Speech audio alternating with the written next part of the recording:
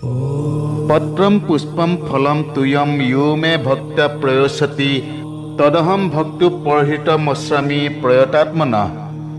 অৰ্থাৎ ভগৱান শ্ৰীকৃষ্ণই কৈছে, যি ভক্তই মোক পত্ৰ, ফুল, ফল, পানী আদি যিকোনো বস্তু ভক্তিৰে আগবঢ়ায়, সেই প্ৰেমময় আত্মাই নিৰ্মল মনৰ নিস্বাৰ্থ ভক্তিৰে আগবঢ়োৱা সেই পত্ৰ, ফল, ফুল আদি বস্তুবোৰ মই সগুণ ৰূপত প্ৰকট হৈ আদৰেৰে খাওঁ, অৰ্থাৎ গ্ৰহণ কৰোঁ। ঈশ্বৰ অবিহনে আত্মাৰ কোনো অস্তিত্ব নাই। ঈশ্বৰ অবিহনে কোনো মানুহেই জীৱনৰ উদ্দেশ্য সাধন কৰিব নোৱাৰে। কিন্তু সকলো মানুহেই পৰমাত্মাক চিনি নাপায় নিজৰ বাবে এক বা ততোধিক দেৱতা সৃষ্টি কৰি লৈছে। আজি আমি আপোনালোকক মহৰ্ষি কৃষ্ণ দ্বৈপায়ন বেদব্যাস ৰচিত ধৰ্মীয় গ্ৰন্থ আৰু পুৰাণৰ সহায়ত পৰমেশ্বৰ পৰম ব্ৰহ্ম অৰ্থাৎ সকলো জীৱ আৰু সমগ্ৰ বিশ্ব ব্ৰহ্মাণ্ডৰ মূল কাৰণ আৰু যি পৰম ব্ৰহ্মৰ ওপৰত আন একো নাই, যি সমস্ত দেৱী দেৱতাৰ মূল, সেই পৰমেশ্বৰ পৰম ব্ৰহ্মৰ বিষয়ে ক'বলৈ লৈছোঁ।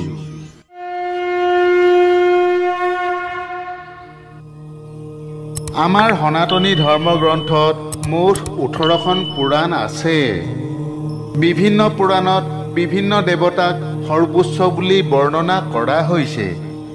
শিৱ পুৰাণত ভগৱান শিৱক সৰ্বশ্ৰেষ্ঠ বুলি অভিহিত কৰা হৈছে। বিষ্ণু পুৰাণত ভগৱান বিষ্ণু আৰু শ্ৰীমদ ভাগৱত পুৰাণত ভগৱান শ্ৰীকৃষ্ণক সৰ্বোচ্চ বুলি বৰ্ণনা কৰা হৈছে। যদিও তেওঁলোকে সেই ঈশ্বৰক বিভিন্ন নামেৰে আহ্বান কৰে, তথাপি এটা কথা ঠিক যে সকলো মানুহে আচলতে একেজন ঈশ্বৰকে পূজা কৰে। সকলোৱে বিভিন্ন নামেৰে একেজন ঈশ্বৰৰে বন্দনা কৰে। বিভিন্ন ভাষা আৰু সংস্কৃতিত পৰমেশ্বৰ ভগৱানক বিভিন্ন ধৰণে ব্যাখ্যা কৰা হৈছে। কিন্তু আচলতে ঈশ্বৰ এজনেই, যাৰ পৰা সকলো সৃষ্টি হৈছে। পুৰাণত বাস্তৱিকতাক বিভিন্ন ধৰণে আৰু বিভিন্ন কাহিনীৰ জৰিয়তে বৰ্ণনা কৰা হৈছে, যাতে বিভিন্ন ধৰ্মীয় সম্প্ৰদায়ৰ মানুহে নিজৰ বিশ্বাসৰ সৈতে সেই পৰমেশ্বৰ পৰম ব্ৰহ্মক প্ৰাপ্ত কৰিব পাৰে। বৈদিক সাহিত্যৰ জৰিয়তে আমি বুজিব পাৰোঁ যে যদি পৰমেশ্বৰ ভগৱান এজনেই হয়, তেন্তে তেওঁৰ ব্যক্তিত্বত এনে কি থাকিব লাগিব যে তেওঁক সৰ্বোচ্চ শক্তি বুলি মানি ল'ব পাৰি, আৰু কিয় আন সকলোকে বাদ দি কেৱল কৃষ্ণকেই ঈশ্বৰ বুলি গণ্য কৰা উচিত। ব্ৰহ্মসংহিতাৰ ৫ম অধ্যায়ত সৃষ্টিকৰ্তা ব্ৰহ্মাই ভৌতিক অস্তিত্বৰ আধ্যাত্মিক সৃষ্টিৰ বিষয়ে আলোচনা কৰি কৈছে যে ঈশ্বৰ পৰম কৃষ্ণ সচ্চিদানন্দ বিগ্ৰহ অনাদিৰাদিৰ গোবিন্দ সৰ্বকাৰণ কাৰণম। অৰ্থাৎ ব্ৰহ্মাই কৈছে যে সকলো দেৱতাৰ ভিতৰত পৰমেশ্বৰ ভগৱান হৈছে কৃষ্ণ। কৃষ্ণই সৰ্বোচ্চ নিয়ন্ত্ৰক, কাৰণ তেওঁৰ শাশ্বত আনন্দময় আধ্যাত্মিক শৰীৰ আছে। এই সংসাৰত এনে কোনো বিন্দু নাই য'ত কৃষ্ণৰ অস্তিত্ব নাই।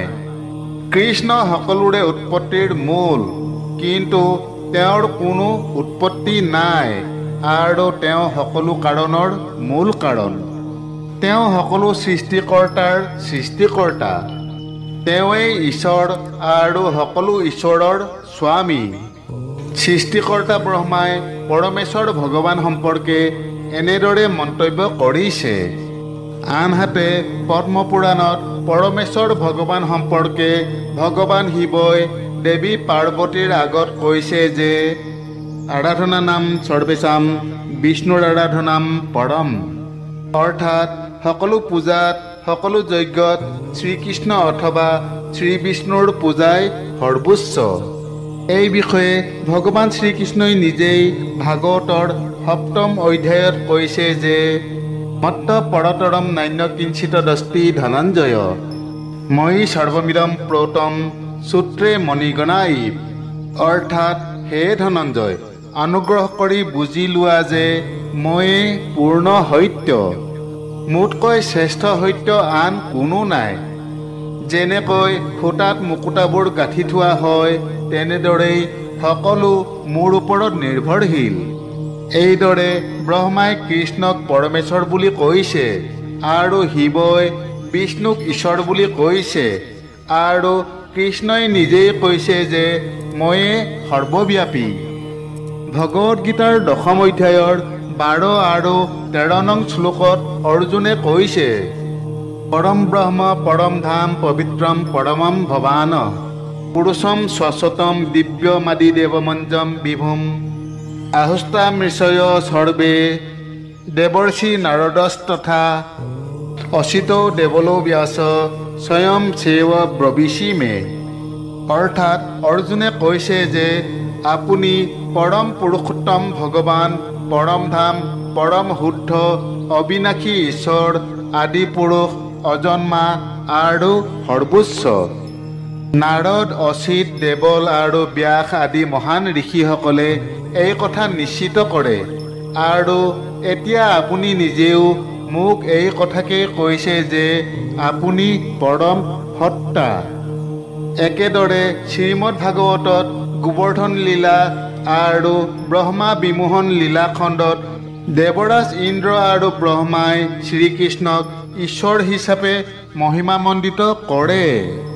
শ্ৰীমদ ভাগৱতৰ পদত সূতে কৈছে যে য়ম ব্ৰহ্মা বৰুণেন্দ্ৰ ৰুদ্ৰ মৰুত স্তনৱন্তী বেষ্টবে বেদে সংগম পদক্ৰমোপনিষদে গায়ন্তী য়ম সমাগা ধ্যানাৱস্থিত তৎকতেন মনসা পশ্যন্তি য়ম যোগিনো যশ্যন্তম ন বিদু সুৰা সুৰগণা দেৱায় তস্मै নমঃ।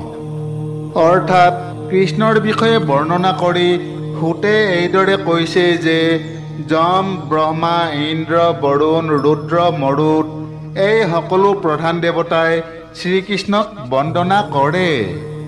সকলো উপনিষদ আৰু সামবেদৰ শ্লোকত শ্ৰীকৃষ্ণৰ মহিমাৰ গুণগান কৰা হৈছে। ধ্যানমগ্ন আৰু একচিত্ত মনেৰে যোগীসকলে যাৰ দৰ্শন কৰে, তেওঁলোকে শ্ৰীকৃষ্ণক পৰম ব্ৰহ্মৰূপে উপলব্ধি কৰে। আৰু মই পৰম ভগৱান শ্ৰীকৃষ্ণক প্ৰণাম কৰোঁ, যাক দেৱতা, দৈত্য, অসুৰ কোনোৱে বুজিব নোৱাৰে। সেই পৰমেশ্বৰ ভগৱানক মই নমন কৰোঁ।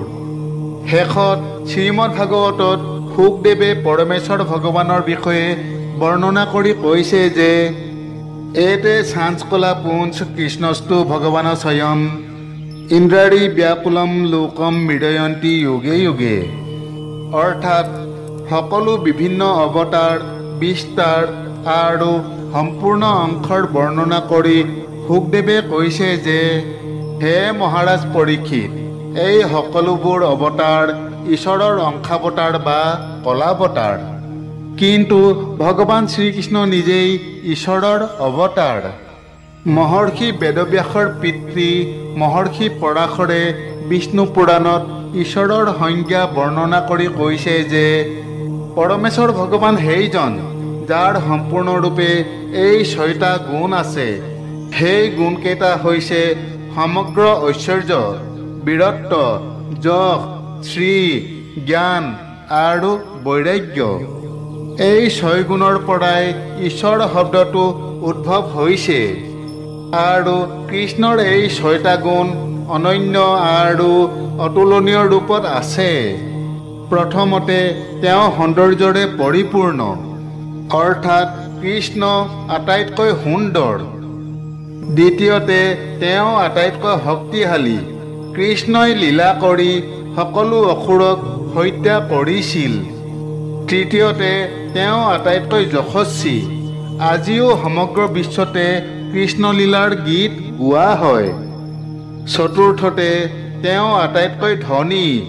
সংসাৰৰ সকলো কৃষ্ণৰ। পঞ্চমতে তেওঁ অত্যন্ত জ্ঞানী। তেওঁ সকলো জানে, কাৰণ সকলো তেওঁৰ পৰাই সৃষ্টি হৈছে। তেওঁৱেই অৰ্জুনৰ আগত ভাগৱত গীতা বৰ্ণনা কৰিছিল। ষষ্ঠতে তেওঁ আটাইতকৈ বৈৰাগী। কৃষ্ণৰ মাজত এই 6টা গুণৰ সকলোকেইটা বিৰাজমান। সেইবাবেই ভগৱান শ্ৰীকৃষ্ণৰ সমান আন কোনো নাই আৰু তেওঁৰ তুলনাত আন কোনো শ্ৰেষ্ঠ নহয়। গতিকে এই সকলোবোৰ শাস্ত্ৰসন্মত ব্যাখ্যাৰ পৰা আমি বুজিব পাৰোঁ যে কেনেকৈ শ্ৰীকৃষ্ণ একমাত্ৰ পৰমেশ্বৰ পৰম ব্ৰহ্ম ভগৱান, যি সকলো প্ৰকাৰৰ দেৱতাৰ ঈশ্বৰ, যাৰ ওপৰত কোনো নাই। তেওঁ সকলোৰে আদি কাৰণ, অৰ্থাৎ তেওঁৱেই ব্ৰহ্ম, তেওঁৱেই ওমকাৰ। গতিকে আমি সকলো দেৱতাক কেৱল তেওঁৰ মাজতে দেখা উচিত। বান্ধৱসকল, এয়াই হৈছে সৰ্বব্যাপী পৰমেশ্বৰ পৰম ব্ৰহ্মৰ বিষয়ে এক সংক্ষিপ্ত কথা। আশা কৰোঁ আমাৰ আজিৰ কথাভাগ আপোনালোকৰ নিশ্চয় ভাল লাগিল। আগলৈ অন্য এক নতুন কথাৰ সৈতে পুনৰ লগ পোৱা আশাৰে তথা আপোনালোক সকলোৰে কুশল কামনাৰে আজিলৈ সামৰিছোঁ। জয় শ্ৰীকৃষ্ণ।